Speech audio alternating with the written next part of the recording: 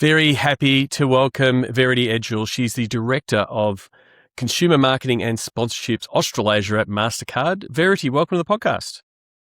Thanks, Sean. Thanks for having me. Not a problem at all. We connected many years ago on the old LinkedIn, but I always start my podcast trying to figure out people's sports business origin story. How did you get your first foray into the world of sports?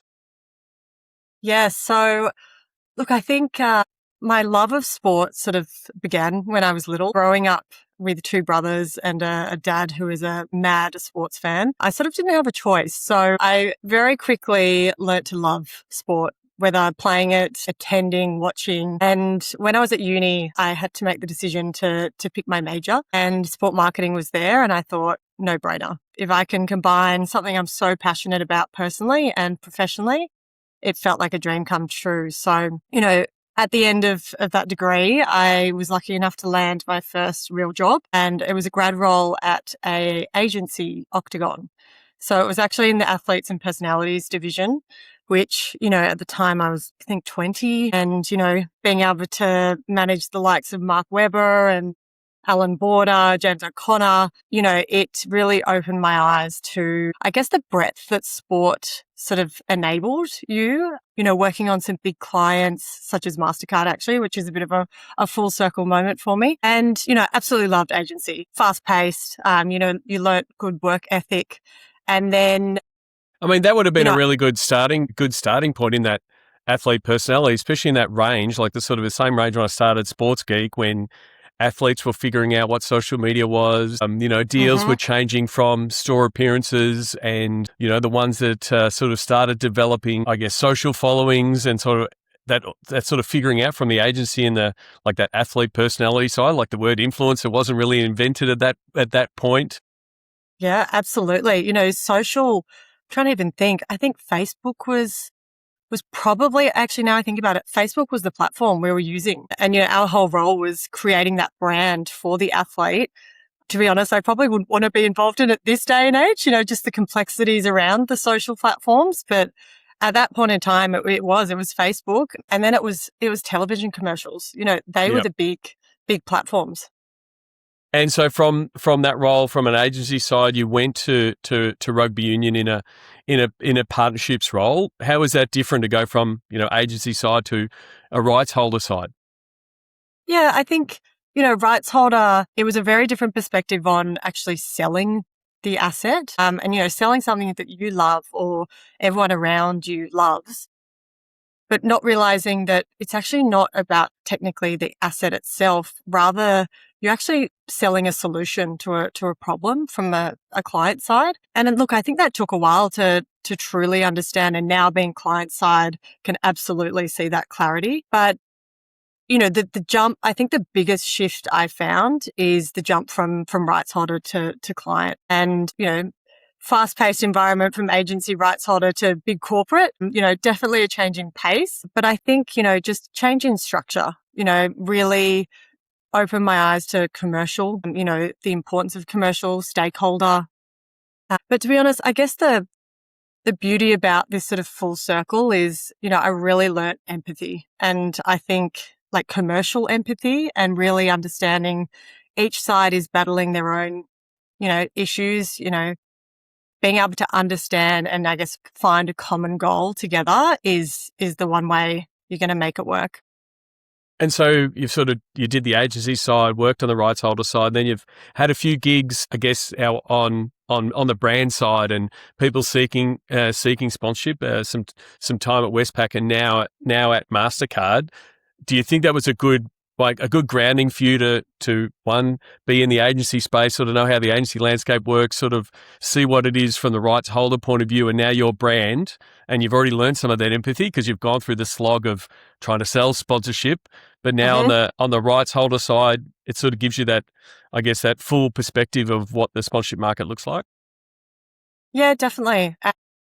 Having that, being able to sit on all sides of the table, when you're in those situations definitely helps, especially being client side, knowing, to your point, understanding, but also getting the best out of what that portfolio has to offer, and also just understanding how to make a partnership work. I always like to say it's, I compare it to, it's like a marriage. You go into a partnership hoping for long term, the fundamentals are the same, trust, communication, you have to have common goals and interests. And to me, the contract is that I do moment, but you put it in the drawer and then that is when the relationship starts. And I think that if you can do that with a partner, and that's what I've definitely learned, being rights holder, you're very much ticking a box. If you can let that go and really work with the client, that's where the magic happens. And I think, that's something that I feel has really helped, understanding all sides, but also just sharing that common goal to make a partnership work.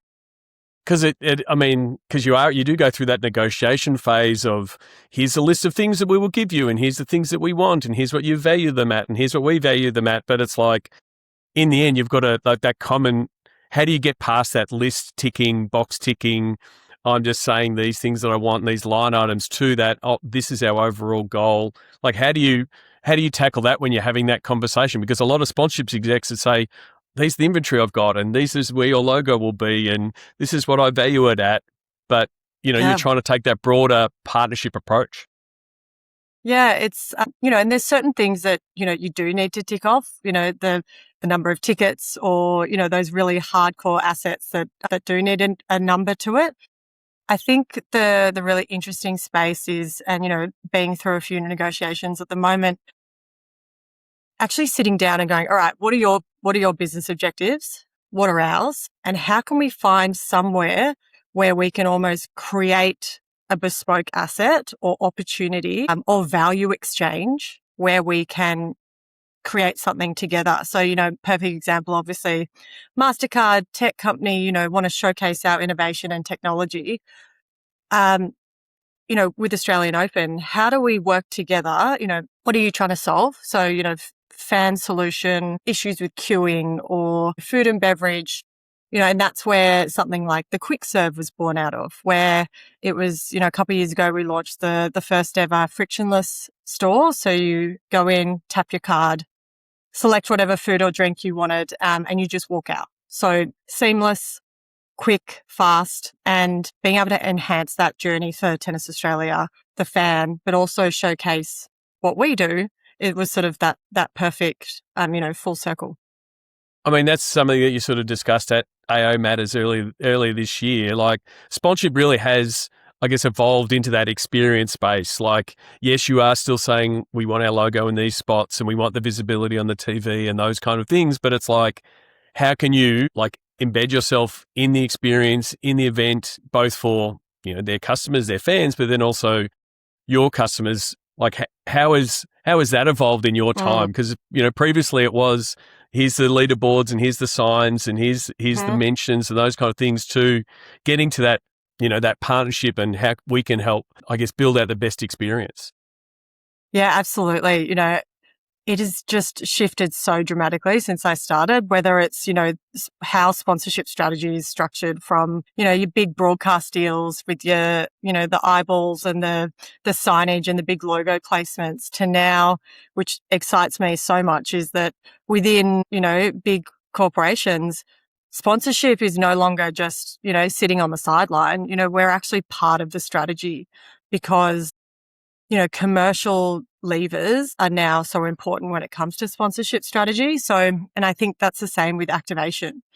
Gone are the days of activation being, a big pop-up with a logo, a fan walks in, plays a game and walks out with a piece of branded merchandise. I think, to your point, you got to start with the fan. So, why is the fan, who the fan is, why are they there, what do they want? And you've really got to show up in an authentic way. Otherwise, you do get called out. I think consumers these days, they've got so many brands to consume, and they actually have a voice now, especially social platforms. So how can you actually play a really authentic way and help enhance their experience at event? Yeah, absolutely. And I feel a little bit, I think, as an industry, I think brands have pulled sport more and more into that space, because, when you're working for a, big financial corp like Mastercard, you are looking at the data, looking at your consumers, and so that's where your focus is. And sort of there has been that pushback or pull along to say, as a sport or as an industry, these are things we need to focus on. How important is, I guess, understanding your customers and understanding where your customers are when you're starting to look at, whatever partnership might work for you? Yeah, it's super critical.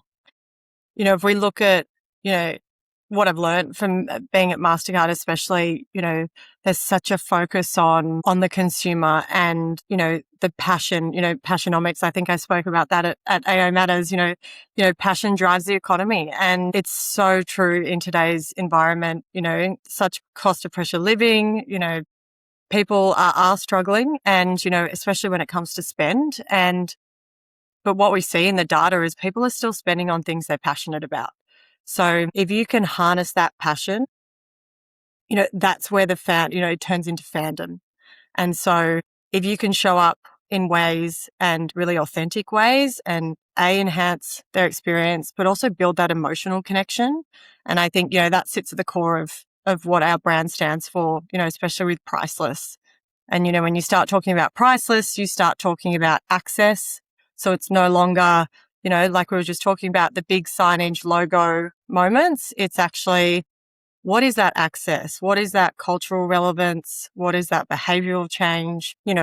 Fans are so passionate. You talk about McLaren, it's 900 million F1 fans in the world. About 700 of those are McLaren fans. And, they actually see it as their identity. So, how do you tap into that fandom? And that is kind of what shapes, I guess, your strategy on, okay, how we, where are the fans playing? What are they passionate about? Sport, it will always be one of the top passion points. And then you kind of shape your strategy, obviously, from there.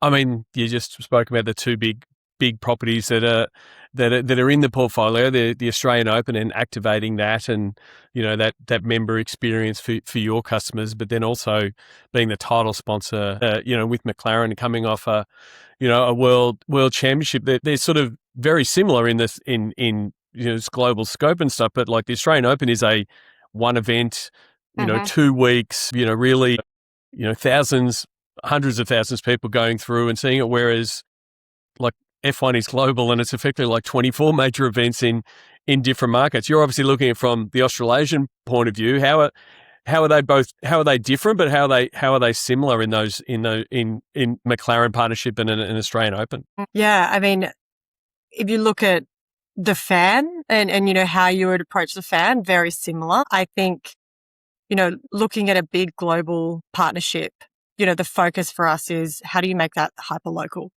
So whilst, the fans are global, we still have those fans here. And I think, looking at what we did this year, our ability to launch Team Priceless. So it was looking at that fandom and providing the access. So how do we actually put those fans in pole position, in each market?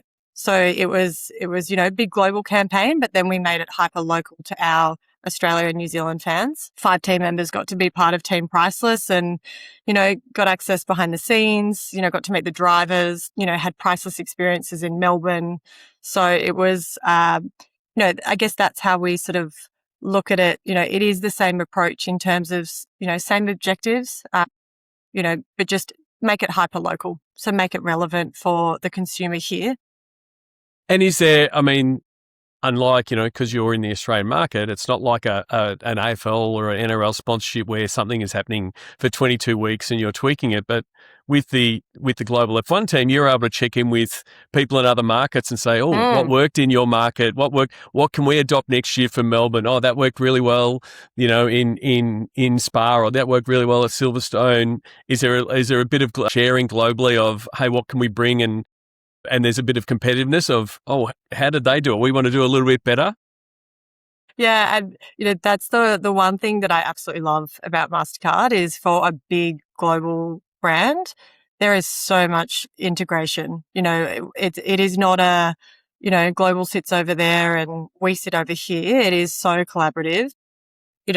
I love the competitive nature. It's funny because obviously we're always we call ourselves the guinea pigs as, being first cab off the rank every year. So we're always the test market for most things when it comes to McLaren. But absolutely, we had the Miami team on the phone all the time saying, what are you doing?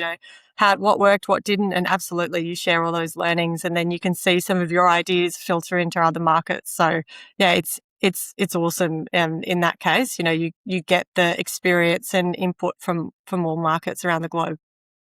I mean, sometimes, in the sponsorship game, you're planning everything from it, whether it be for an event or like a Grand Prix or Australian Open, but sometimes it's the smallest detail or the smallest idea that just clicks and it's like an aha moment. Do you have you would have probably had do you have some of those where you're like, oh, that worked and that was, that just came out of a workshop or a call and it might be, a slight tweak to the experience. It might be a bespoke giveaway or something.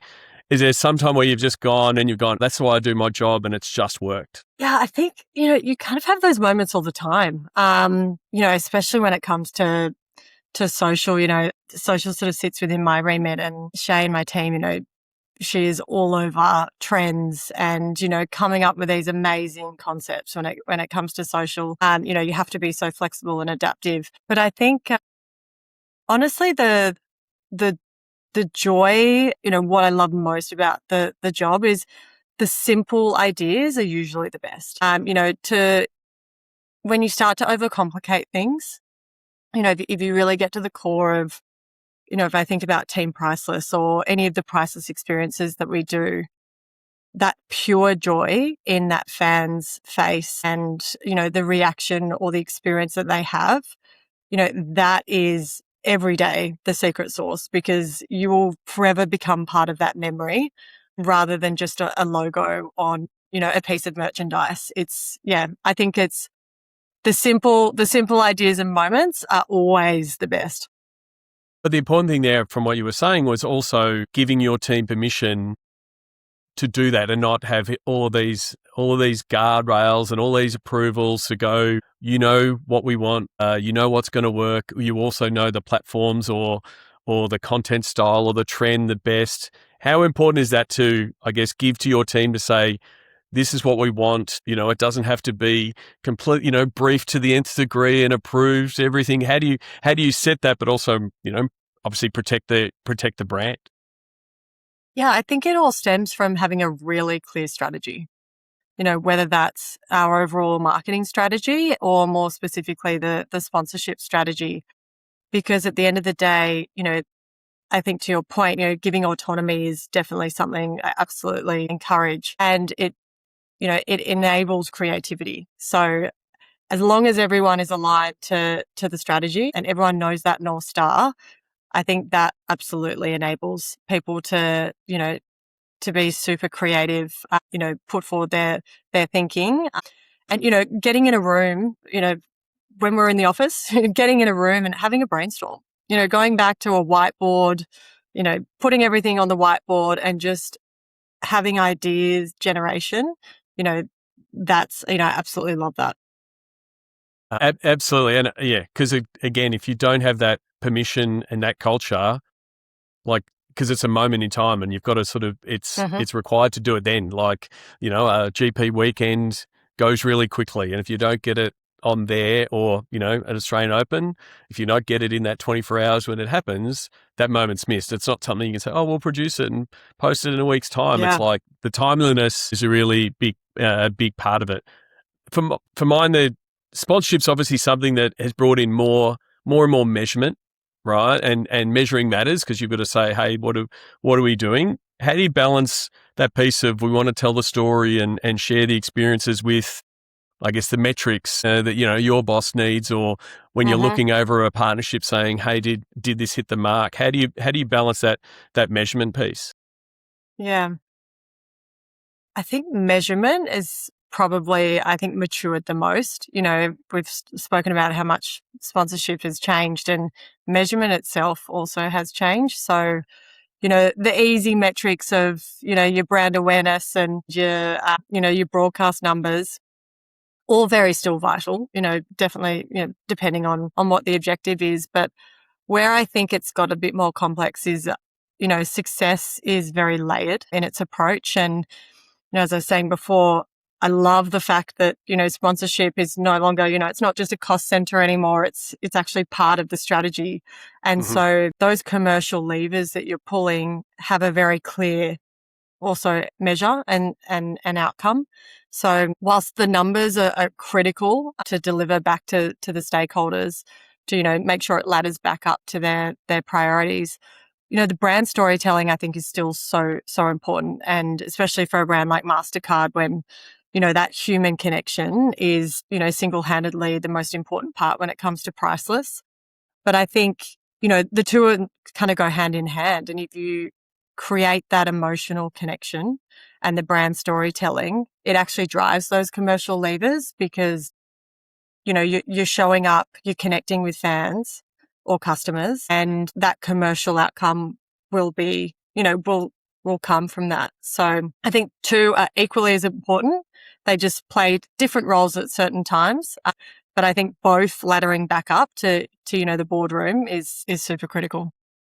And how important is that skill, like internally, to be able to tell, your colleagues, when you're going to the boardroom, when you're reporting back to say, yes, I can give you all the numbers. Here's what the numbers say, but here's also, our association with this event and the positive customer experience pieces that are coming back because we rolled out this technology.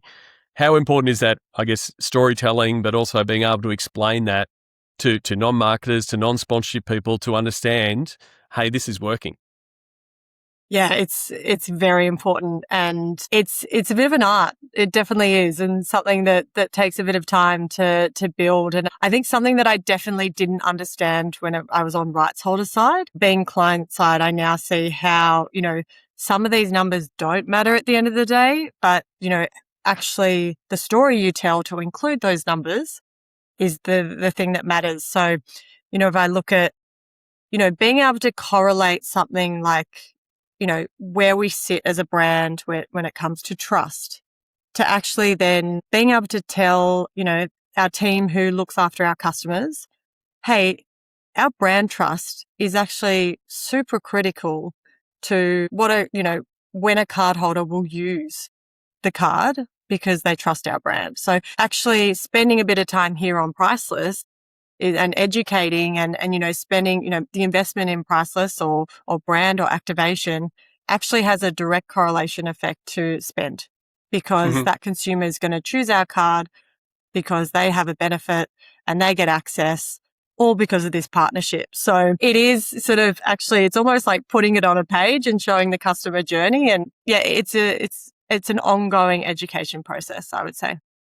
And likewise, is it an education process, as much as you're going up and you're trying to explain it, but also like going down? So, if someone is executing on site or someone is creating a piece of content or doing a content series for you, like they need to develop those skills to be able to pitch you to say, hey, Verity, I really want to do this. It's going to go really well on this platform. I think it fits with our prices here.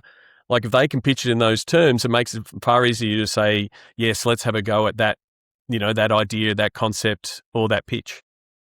Yeah, definitely. A true understanding of the brand and what you're trying to achieve when it comes to anything, from content to on-site activation.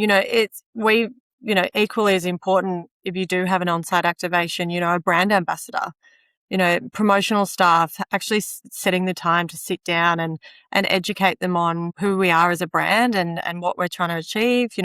We have a tone of voice, we have a way we like to show up. So I think, those little details are really important and something we definitely look at. So you're on the brand holders brand side, and you've been on the rights holder side.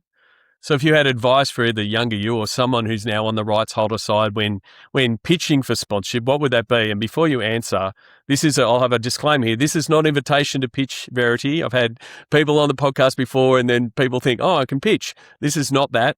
But if you were to give people advice on your pitching, what would be your advice? No, spend time to understand the brand, do your research or even connect at first. I can't tell you the number of times I've just been sent a proposal. Not only sometimes it has the wrong brand in there, it is, it's definitely a control copy, a paste. So first piece of advice, make sure you check the detail of what you send.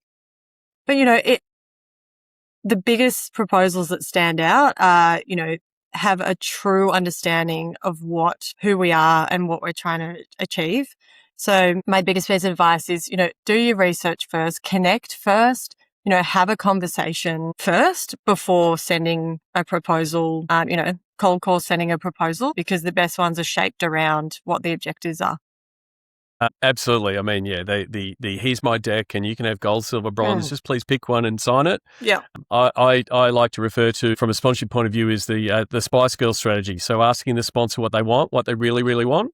And then at least you have an idea of, what they want. And so you can come back to them with like assets, start a partnership, and have it open rather than, here's the things I have. Like, it's like, what do you want to get out of it? So absolutely. It is great advice. Yeah. And I think it goes back to what I guess my biggest learning from being on all sides of the fence is, rights holder, you're all about selling an asset, but until you realize you're actually selling a solution to a problem, that's the key. It's not about, I guess brands don't go out looking just for an asset. They start with their strategy, and the property is kind of the last step in the puzzle. So you've seen the sports sponsorship landscape, change and shift and evolve and mature, like you sort of said.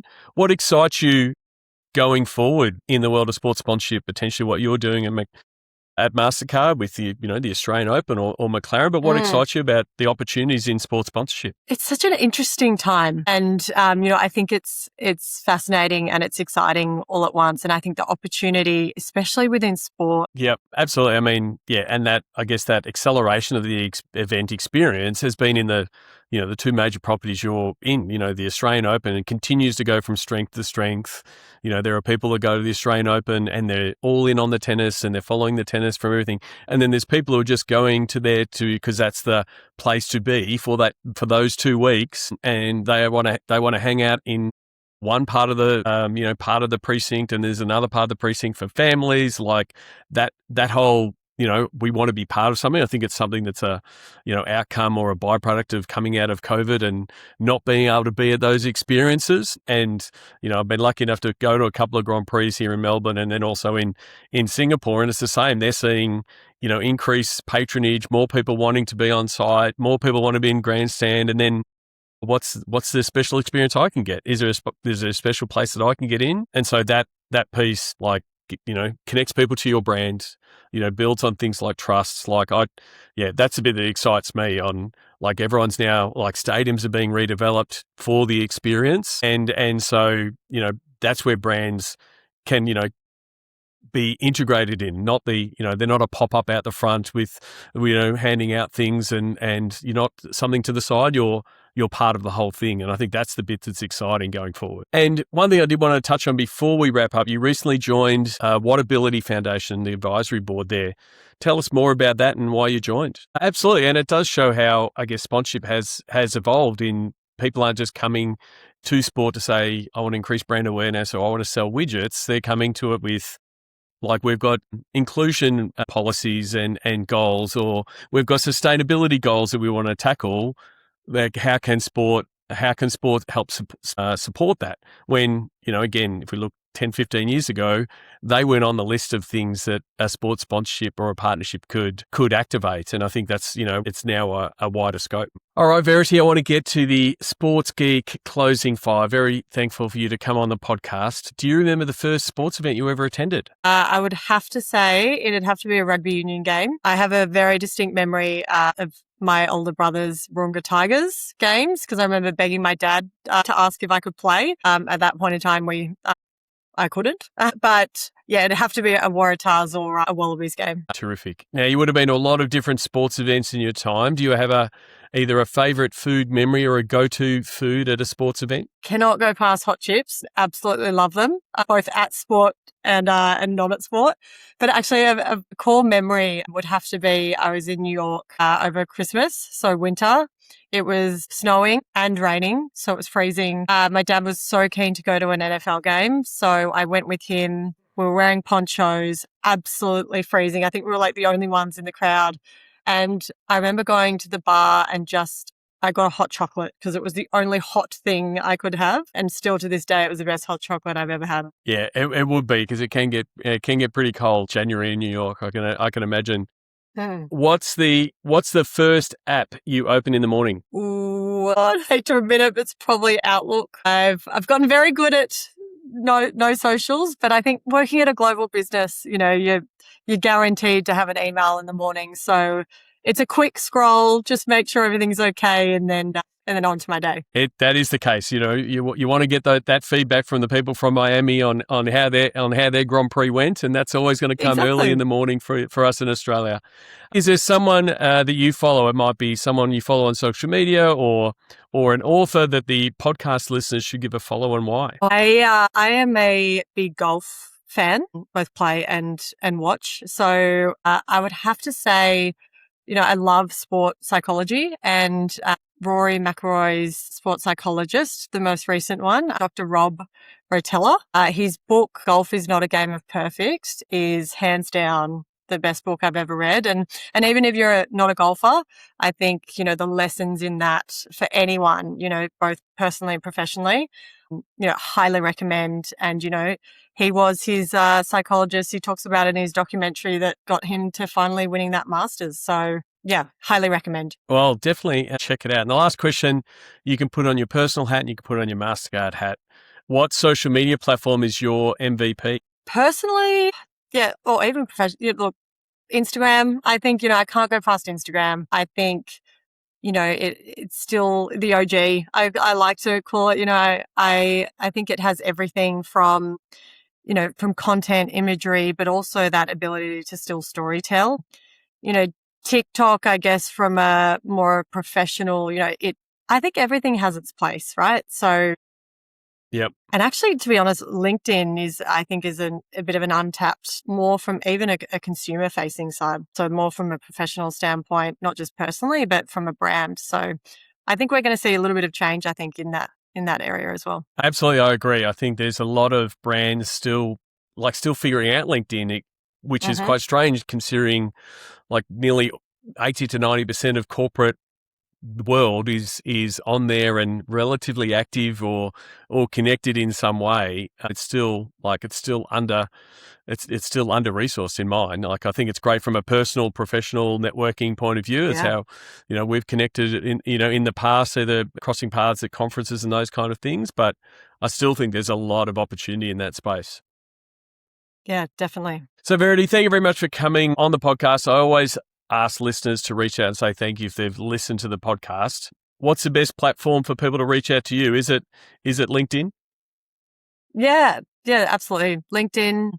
Yeah, I think that's the probably the easiest. And yeah, would love to connect with people. So thank you so much for having me. Had a great chat. Not a problem at all. And as I said before, please say that you listen to the podcast and no pitching. Verity, if anyone pitches you from this podcast, please let me know.